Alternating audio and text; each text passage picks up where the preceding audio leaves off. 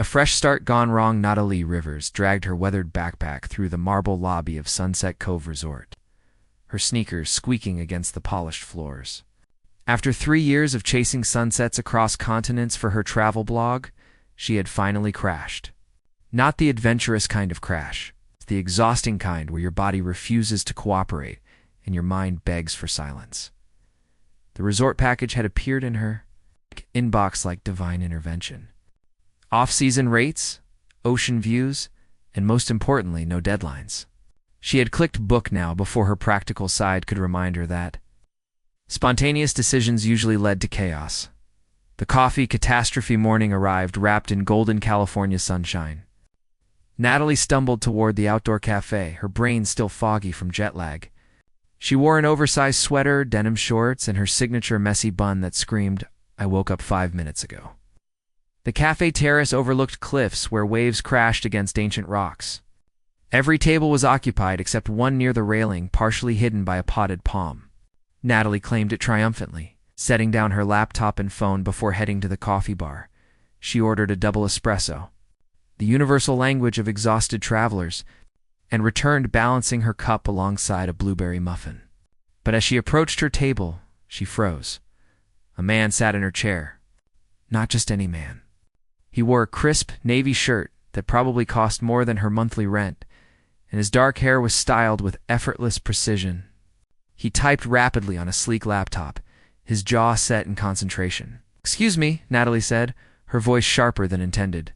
"That's my table." The man looked up slowly. His eyes were deep brown, analytical, assessing her as if she were a quarterly report. "I don't see your name on it." "I left my stuff right there." She pointed to where her belongings had been neatly moved to the adjacent chair. "The table was empty when I arrived. I assumed someone forgot their items." His voice was smooth, controlled, maddeningly calm. Natalie felt heat rising to her cheeks. "So you just moved my things and sat down? That's basically table theft." One dark eyebrow arched slightly. "Table theft. Is that a legal term?" "It should be." She crossed her arms. "Look, I've been traveling for 16 hours. I'm exhausted, caffeinated, and I claimed this spot first. Basic human decency suggests you find another table. Basic resort etiquette suggests you don't leave tables unattended during peak breakfast hours." He gestured around the crowded terrace. "Every seat is taken. Then I guess we're sharing." Natalie pulled out the opposite chair and sat down with exaggerated politeness, placing her coffee between them like a border marker. The man stared at her, clearly unaccustomed to being challenged. For a moment, she thought he might actually leave. Instead, he closed his laptop with deliberate slowness. "Fine," he said, "but I have calls to make. I'd appreciate silence." "Wonderful. I have emails to ignore. I'd appreciate not being lectured about table manners by a stranger." The unlikely truths they sat in tense silence, both pretending the other didn't exist. Natalie opened her laptop and stared blankly at her inbox, 300 unread messages glaring back at her. She closed it immediately. Writer's block. The man's voice cut through her thoughts.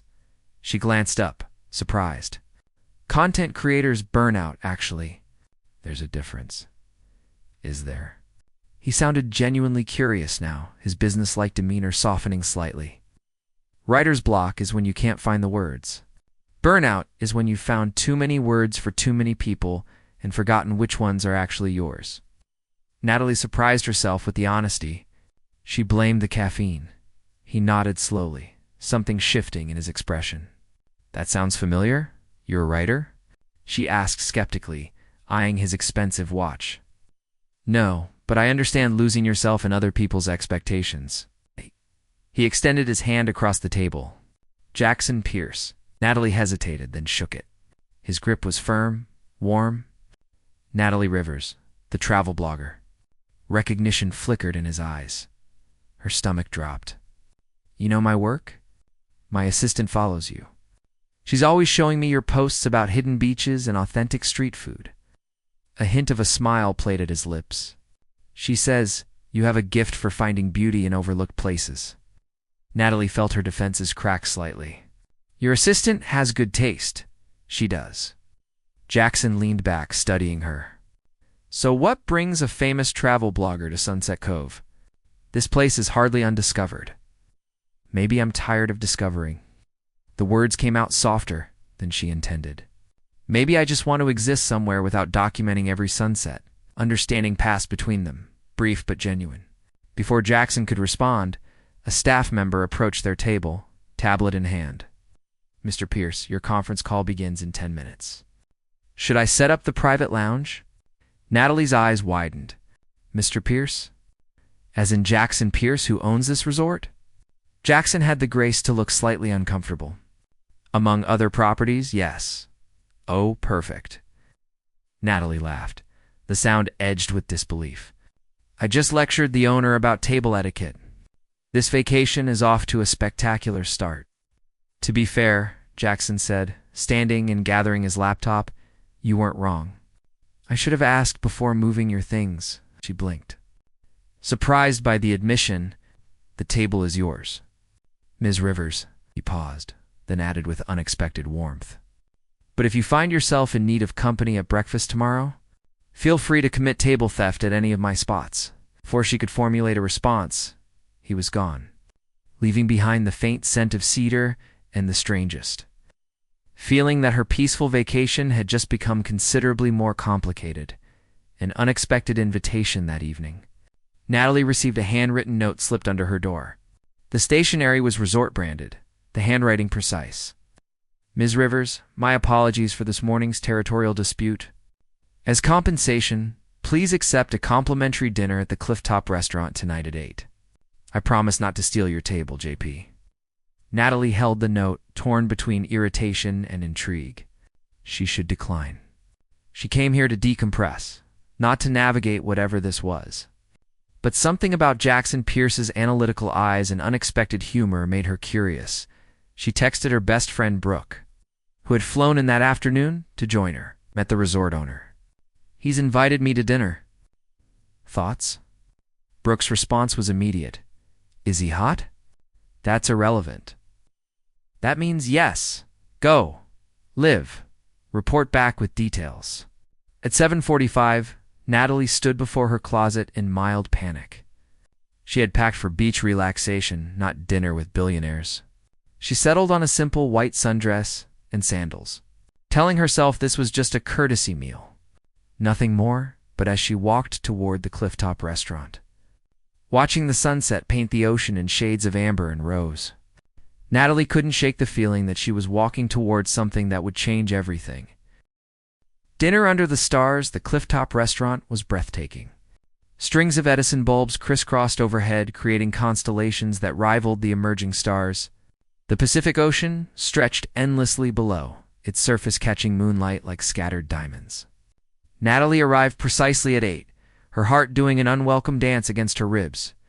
Jackson stood as she approached, and she noticed he had changed into dark slacks and a charcoal button-down with rolled sleeves. Somehow he managed to look both casual and intimidatingly put together. You came, he said, pulling out her chair. The note said, complimentary dinner. I'm a freelancer. I never turn down free food. She kept her tone light, deflecting the nervous energy coursing through her. His laugh was genuine, transforming his usually serious face. Honest, I appreciate that. They ordered without consulting menus. Jackson simply told the server, chef's choice for 2, and pair it well. Natalie raised an eyebrow, but said nothing. This was his world, after all, breaking down walls. So, Natalie began once their wine arrived. Do you invite everyone you have table disputes with to dinner, or am I special? You're the first to actually argue back, Jackson admitted. Most guests either don't recognize me or become overly accommodating once they do. Should I start being accommodating? I can manage fake politeness if needed, please don't. His response was immediate, almost urgent. The honesty is refreshing. Natalie studied him over her wine glass. Up close, she noticed the faint shadows under his eyes, the tension in his shoulders, despite his relaxed posture. You look tired. Occupational hazard of running multiple resorts and a tech company? Why do it then? You clearly have enough money to retire to a private island. Jackson was quiet for a moment, swirling his wine. My father built the first resort from nothing. When he died 5 years ago, I inherited not just businesses but his vision. Selling out or slowing down feels like betraying that. The raw vulnerability in his voice caught Natalie off guard. That's a heavy burden, says the woman running from her own success. She flinched. Touché. Their food arrived in waves, each dish more exquisite than the last.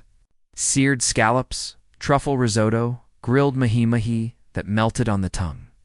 They ate and talked, conversation flowing with unexpected ease. Natalie told him about her early blogging days, sleeping in hostels, eating street food, building an audience one photo at a time. Jackson described his father's hands-on approach to hospitality, how he had learned to fix plumbing and program booking systems before inheriting the empire. Do you miss it? Natalie asked.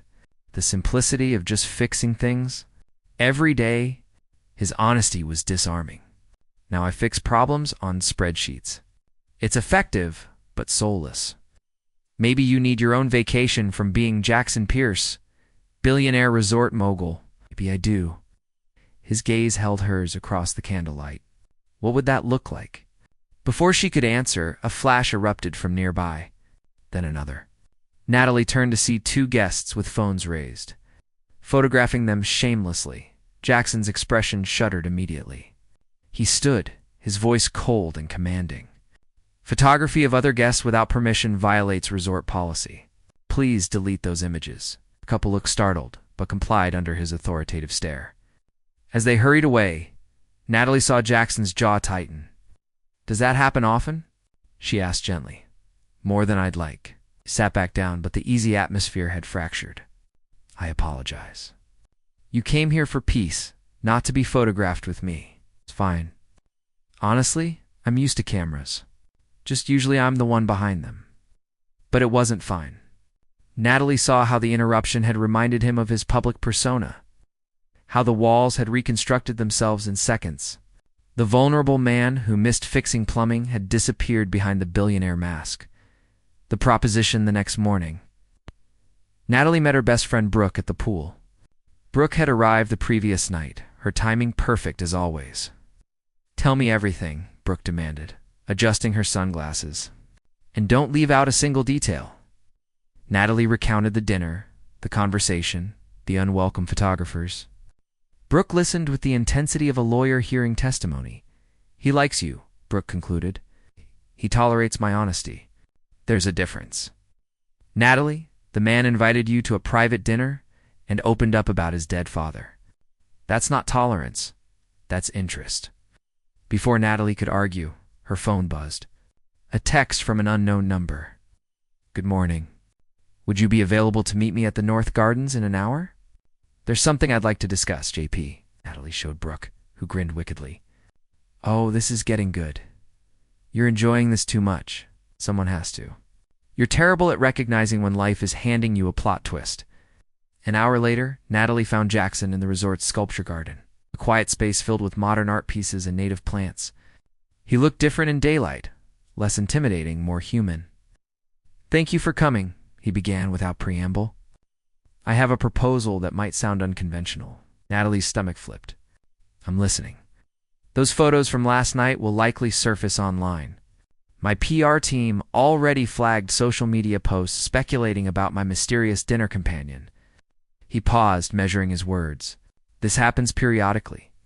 Someone photographs me with a woman. Rumors spread.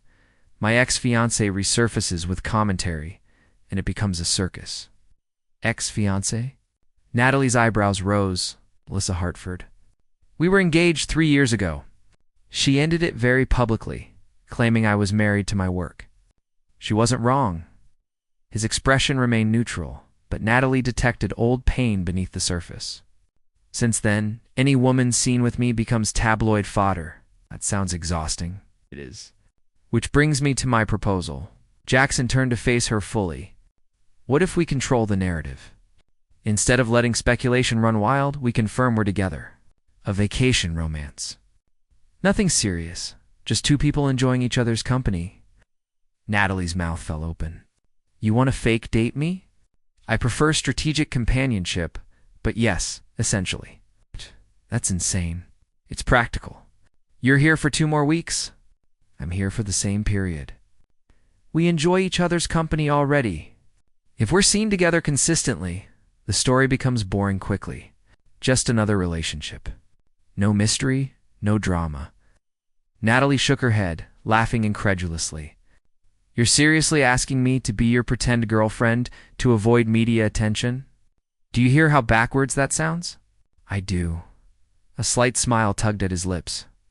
But I'm also offering you unrestricted access to the resort's private areas, which would be perfect for your blog when you're ready to work again. Plus, you'd be helping me avoid Melissa's inevitable commentary about my inability to maintain relationships. So I'm both a fake girlfriend and a PR shield? When you put it that way, it sounds calculated, because it is calculated. But even as she protested, Natalie felt intrigue warring with common sense. What's in it for me besides blog access? Peace. If we're publicly together, other guests won't bother you. No unwanted attention, no photographers beyond the initial interest. And honestly, his voice softened. I'd enjoy spending time with someone who doesn't treat me like a walking checkbook. Natalie bit her lip, her mind racing. This was ridiculous. Fake dating belonged in romance novels, not real life. Yet something about his earnest expression, the vulnerability he tried to hide, made her hesitate. This is temporary, she said slowly. 2 weeks. Then we go our separate ways. Agreed. We establish boundaries. No actual feelings. This is just 2 friends helping each other out. Understood. And if at any point it becomes too weird, either of us can call it off. Jackson extended his hand. Deal. Natalie stared at his outstretched palm. Knowing she was about to make either the most interesting or the most disastrous decision of her vacation, she shook his hand firmly. Deal. But for the record, this is absolutely crazy. His smile was genuine, reaching his eyes for the first time since she had met him. The best things usually are. Playing the part within 24 hours, Natalie realized that fake dating a billionaire required more acting skills than she possessed. Their first public appearance together was at the resort's beachside brunch, where Jackson placed his hand on the small of her back as they entered. Too much? He murmured. It's fine. Just warning you, I'm not good at this. Neither am I. We'll figure it out together. Brooke watched from a nearby table, barely containing her amusement. She had been briefed on the arrangement and had responded with, This is the most ridiculous and entertaining thing you've ever done. I'm here for it. Throughout brunch, Jackson was attentive without being overbearing. He poured her coffee, laughed at her stories, and listened with genuine interest. Natalie found herself forgetting they were pretending. His presence was comfortable, easy in a way that surprised her. When they finished eating, Jackson suggested a walk along the beach. As they strolled barefoot through the surf, he said quietly, You're good at this? At what? Making it seem real. Natalie glanced at him, catching something wistful in his expression. So are you. Maybe too good? They walked in companionable silence, the ocean breeze lifting her hair. Other guests passed by, some recognizing Jackson and offering friendly waves. The attention was noticeable, but not overwhelming, exactly as he had predicted. That evening, they had dinner at a casual beachfront grill. Halfway through their meal, a woman approached, her smile bright but her eyes calculating. Jackson Pierce.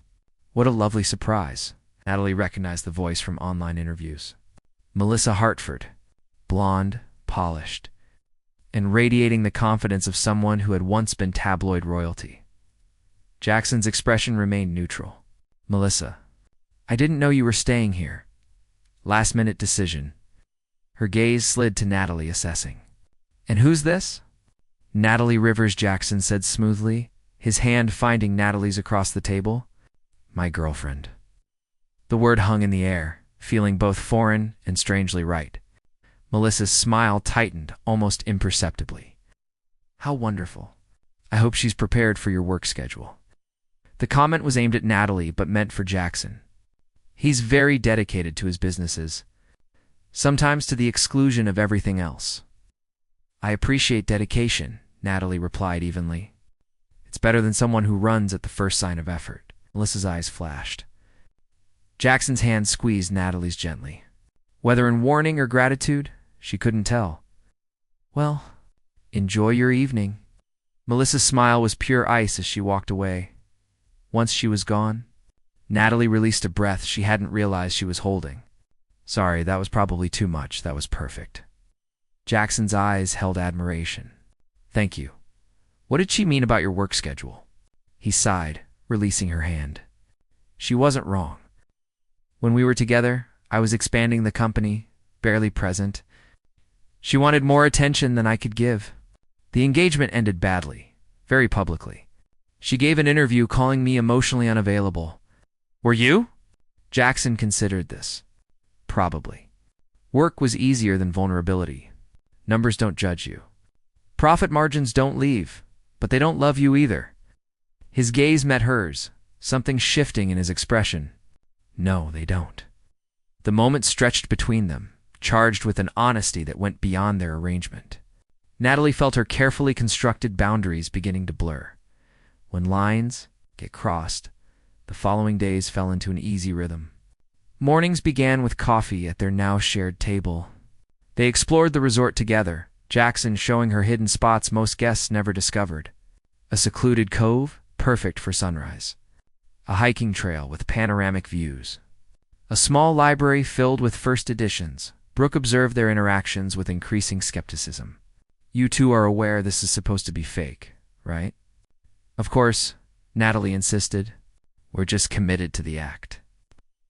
And the way he looks at you, when you're not paying attention, that's acting too? You're reading too much into it. Privately, Natalie wondered if Brooke was right. The touches were lasting longer. The conversations growing deeper.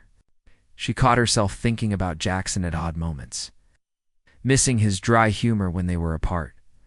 One afternoon, they kayaked together in the resort's calm bay.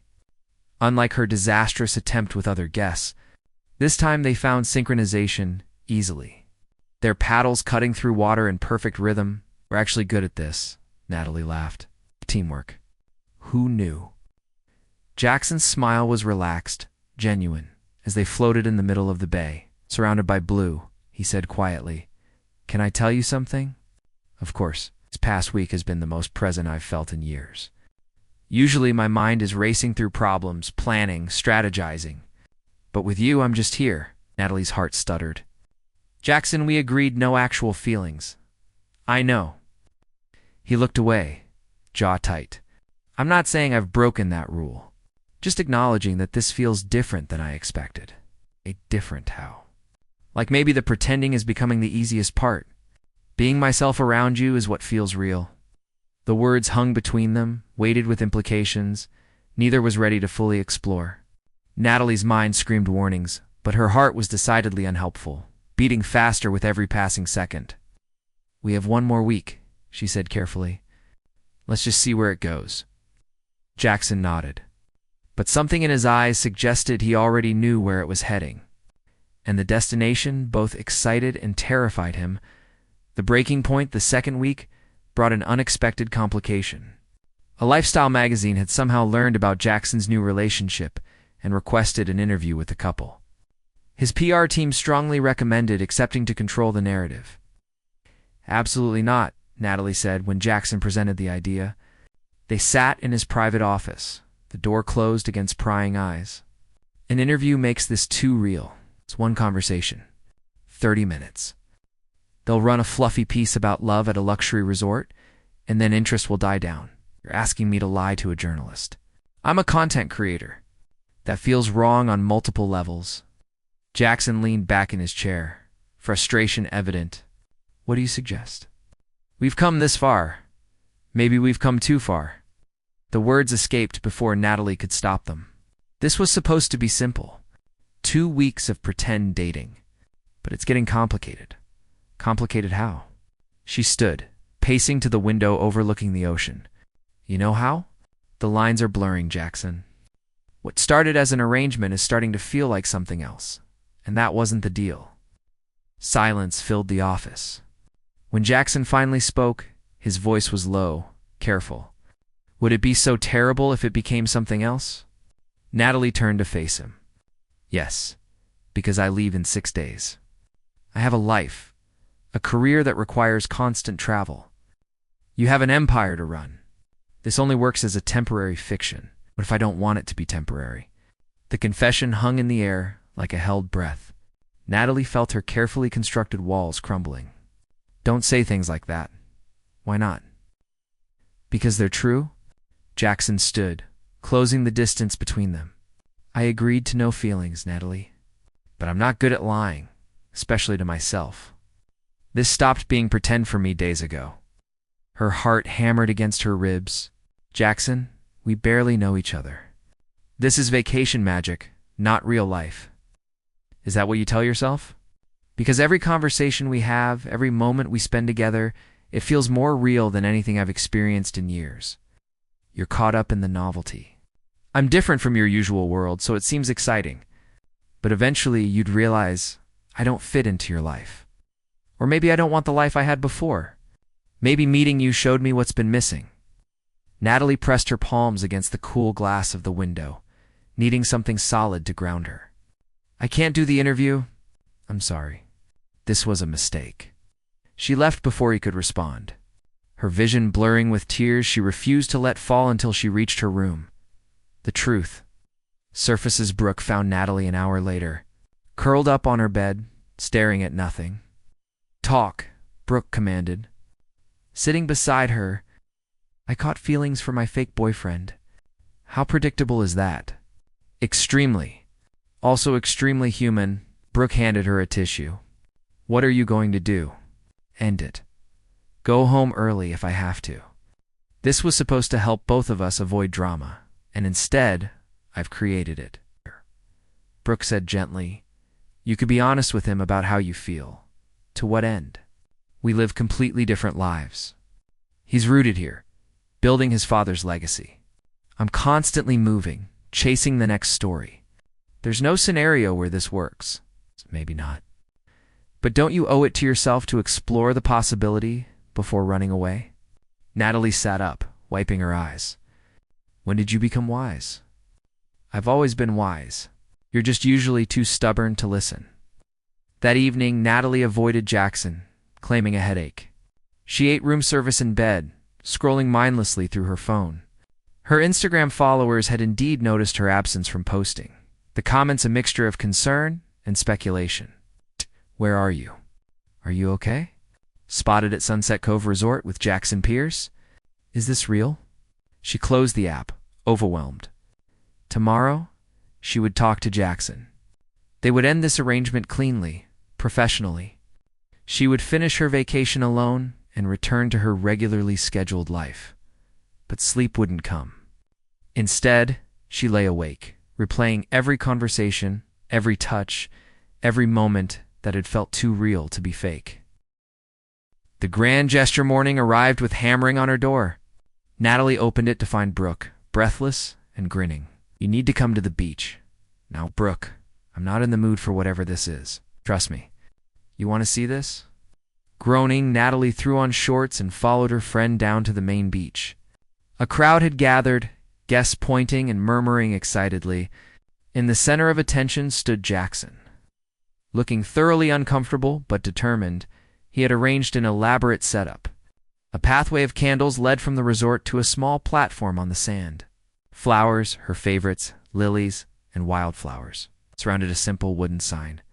The sign read, Natalie Rivers, this is real. For me, it's been real from the start. Natalie's breath caught as Jackson spotted her in the crowd. He walked toward her, ignoring the dozens of phones now recording the moment. I know we agreed to fake this, he began, his voice carrying across the beach, but I can't keep pretending my feelings aren't real. You accuse me of being caught up in novelty, but you're wrong. I'm caught up in you.